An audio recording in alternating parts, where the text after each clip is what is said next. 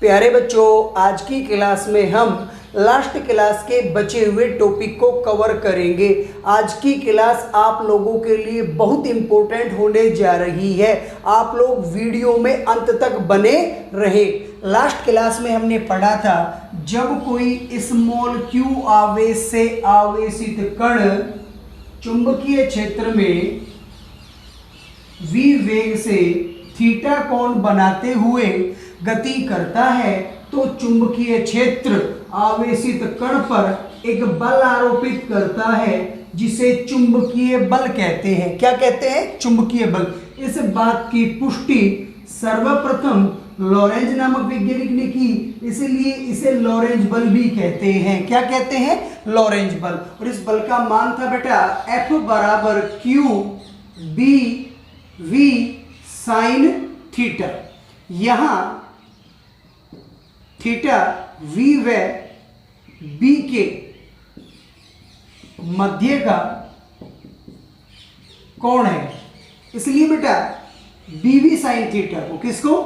BV sine theta को हम VB sine theta भी लिख सकते हैं। क्या लिख सकते हैं? VB sine theta. तो इस समीकरण को हम इस प्रकार से लिख सकते हैं, बराबर Q VB साइन थीटा। फिर हमने इसका सदिश निरूपण पढ़ा था, और सदिश निरूपण क्या आया था? F वेक्टर बराबर Q V vector cross B vector. यहां तक हम पढ़ चुके हैं। आज की क्लास में हम ये जो हमारा चुंबकीय बल आया है, जिसे लॉरेंज बल भी कह रहे हैं, इसके ऊपर केस करेंगे। क्या करेंगे? केस, अर्थात इसकी विभिन्न स्थितियां पढ़ेंगे। विभिन्न स्थितियों से क्या तात्पर्य, उसे भी समझ लो। लॉरेंज नामक वैज्ञानिक ने बेटा एक प्रयोग किया था। उस प्रयोग के आधार पर ही उन्होंने बताया, स्मॉल q आवेश से आवेशित कण यदि चुंबकीय क्षेत्र में गतिशील हो तो चुंबकीय क्षेत्र उसके ऊपर एक बल आरोपित करता है जिसका मान होता है QVB साइन थीटा। फिर लॉरेंज नामक वैज्ञानिक ने अपने प्रयोग में आवेशित कण की गति की विभिन्न स्थितियां ली। जैसे उसने क्या किया बेटा, ये जो आवेशित कण है इसे चुंबकीय क्षेत्र की दिशा में गतिशील कराया, तो क्या पाया? वो एक केस बन गया। एक और बता देता हूं, आवेशित कण को चुंबकीय क्षेत्र के प्रति समांतर अर्थात परस्पर विपरीत दिशा में गतिशील कराया, तो क्या पाया? वो एक केस बन गया। एक और केस बता देता हूं बेटा आप लोगों को, आवेशित कण को चुंबकीय क्षेत्र के लंबवत गतिशील कराया, तो क्या पाया? वो भी एक केस बन गया। एक और केस है बेटा, जो आवेशित कण को चुंबकीय क्षेत्र में थीटा कोण पर गतिशील कराया और थीटा कोण का मान रखा 90 डिग्री से तो कम और 0 डिग्री से ज्यादा, तो क्या पाया? ये इसके केस बन गए। पाया का मतलब, जब आवेशित कण इन चारों स्थितियों में गति करता है तो चुंबकीय क्षेत्र इनके ऊपर कितना बल आरोपित करेगा, कितना बल आरोपित करेगा। ये इसकी विभिन्न स्थितियां हैं। मैं विभिन्न स्थितियां स्टार्ट करूं उससे पहले लॉरेंज बल के बारे में आप लोगों को थोड़ा सा और बता देता हूं।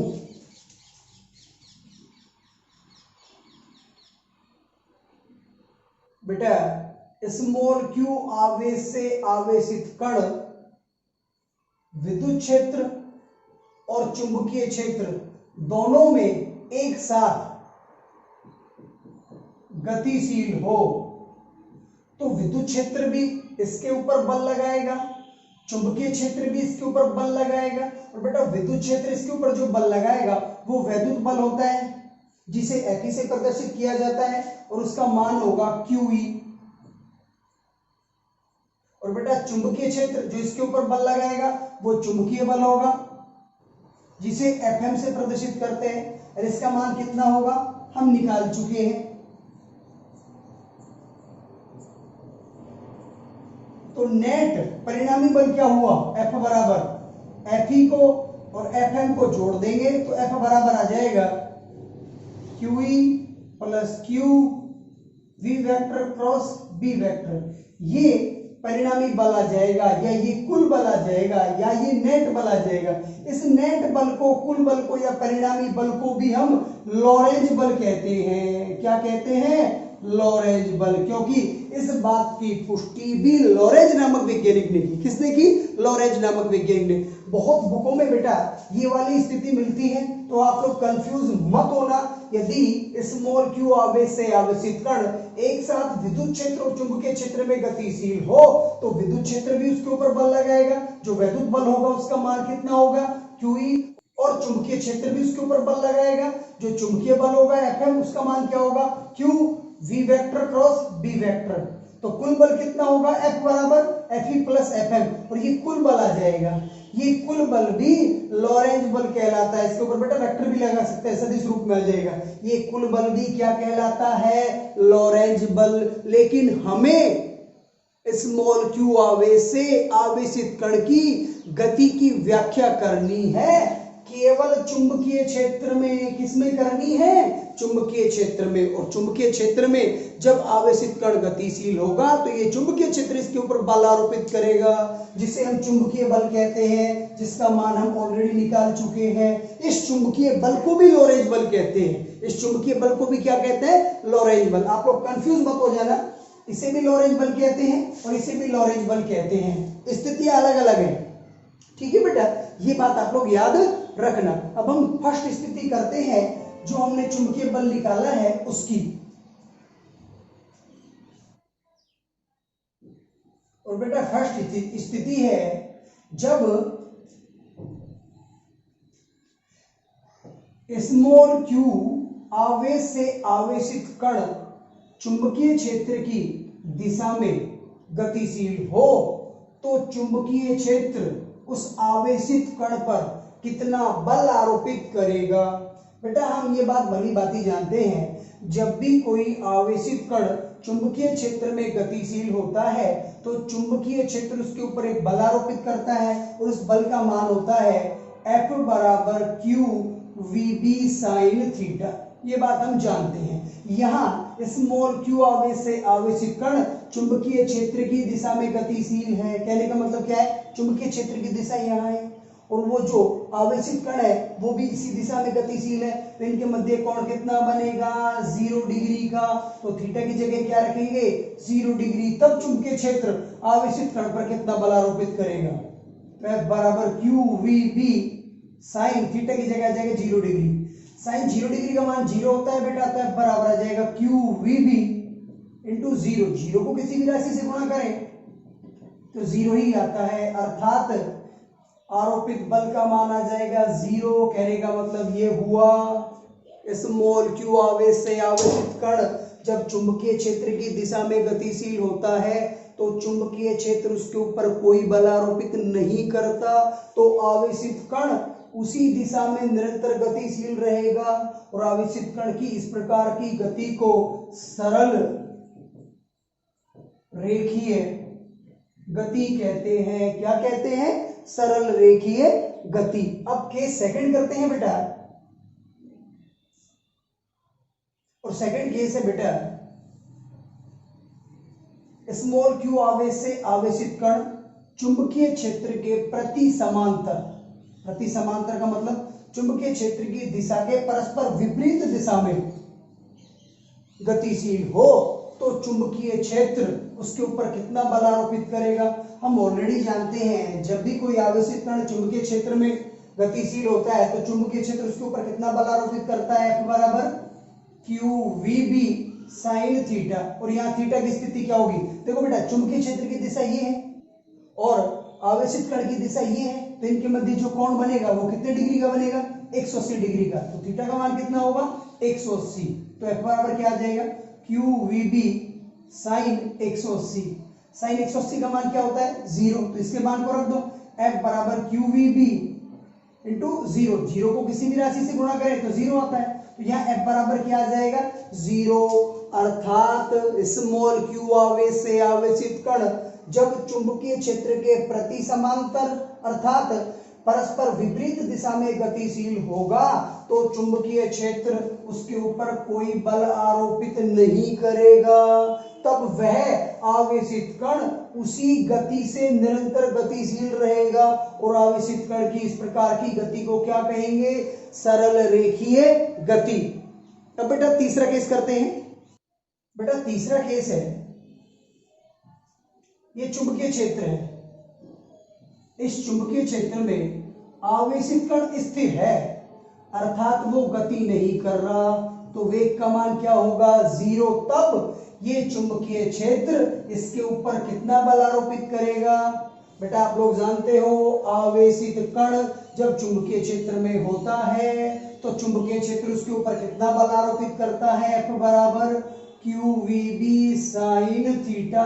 ठीक है, यहां ये कण गतिशील ही नहीं है, अर्थात वेग का मान कितना है 0, तो F बराबर क्या आ जाएगा Q 0 B sin थीटा। बेटा 0 से किसी भी राशि को गुणा करें तो 0 ही आता है, अर्थात आरोपित बल 0 आएगा। कहने का मतलब ये हुआ चुंबकीय क्षेत्र में आवेशित कण स्थिर हो, कैसा हो? स्थिर, तो चुंबकीय क्षेत्र उसके ऊपर किसी भी प्रकार का बल आरोपित नहीं करेगा। अब केस फोर्थ करते हैं। बेटा ये एक समान चुंबकीय क्षेत्र है जिसे मैं क्रॉस से प्रदर्शित कर रहा हूं। क्रॉस का मतलब चुंबकीय क्षेत्र की दिशा होगी बोर्ड के लंबवत अंदर की ओर। ये चुंबकीय क्षेत्र इस प्रकार से है, ठीक है। इस चुंबकीय क्षेत्र में स्मॉल q आवेश से आवेशित कण, देखो भाई इस बात कैसे समझे, चुंबकीय क्षेत्र ऐसे है बोर्ड के तल के लंबवत, आप लोग कागज पे वर्क कर रहे हैं तो ऐसे समझ लो कागज तल के लंबवत ऐसे अंदर की ओर है, और स्मॉल q आवेश से आवेशित कण ऐसे जा रहा है, तो देखो इनके मध्य कोण कितना बन रहा है 90 डिग्री का। कहने का मतलब ये हुआ चुंबकीय क्षेत्र में स्मॉल q आवेश से आवेशित कण जब लंबवत प्रवेश करता है या 90 डिग्री का कोण बनाते हुए गति करता है, तब ये चुंबकीय क्षेत्र इसके ऊपर कितना बल आरोपित करेगा। इस चित्र को सिंपल में समझाने के लिए मैं ऐसे बना देता हूं, ये चुंबकीय क्षेत्र है और ये स्मॉल q आवेश से आवेशित कण है जो लंबवत गतिशील है या 90 डिग्री का कोण बनाते हुए गतिशील है। तो बेटा आप लोग जानते हो आवेशित कण जब चुंबकीय क्षेत्र में होगा तो चुंबकीय क्षेत्र इसके ऊपर एक बल आरोपित करेगा जिसका मान क्या होता है F बराबर QVB sin थीटा। अब बेटा यहाँ थीटा का मान कितना होगा 90 डिग्री, तो आरोपित बल क्या आएगा F बराबर QVB sin थीटा की जगह 90 डिग्री रख दो। sin 90 का मान क्या होता है 1, तो F बराबर आ जाएगा QVB क्रॉस 1। बेटा एक को किसी भी राशि से गुणा करें तो वही राशि निकल के आती है। अब ये आरोपित बल का मान मैक्सिमम होगा, अधिकतम होगा। क्यों? क्योंकि sin 90 का जो एक मान होता है वो अधिकतम होता है। कैसा होता है? अधिकतम। कहने का मतलब क्या है, जब कोई स्मॉल q आवेश से आवेशित कण चुंबकीय क्षेत्र के लंबवत गतिशील हो तो चुंबकीय क्षेत्र उसके ऊपर सर्वाधिक बल आरोपित करेगा और बल का मान कितना होगा QVB। ये बेटा चौथा केस है। इस केस में बहुत सारी बातें हैं। जैसे फर्स्ट बात, ये जो आवेशित कण है ये जब चुंबकीय क्षेत्र में प्रवेश करेगा तो चुंबकीय क्षेत्र इसके ऊपर अधिकतम बल लगाएगा, जिसके कारण इस आवेशित कण का पथ वृत्ताकार हो जाएगा। कैसा पथ हो जाएगा? वृत्ताकार। अब वृत्ताकार पथ क्यों होगा? इस वृत्ताकार पथ की त्रिज्या क्या होगी, इस वृत्ताकार पथ का आवर्तकाल क्या होगा, इसकी आवृत्ति क्या होगी, इसकी कोणीय आवृत्ति क्या होगी, इन सभी के बारे में, और एक पांचवा केस हो रहा है उसके बारे में हम नेक्स्ट वीडियो में पढ़ेंगे। इस वीडियो में हम सिर्फ यहीं तक पढ़ेंगे। वीडियो पूरा देखें, 100% क्लियर हो जाएगा। धन्यवाद।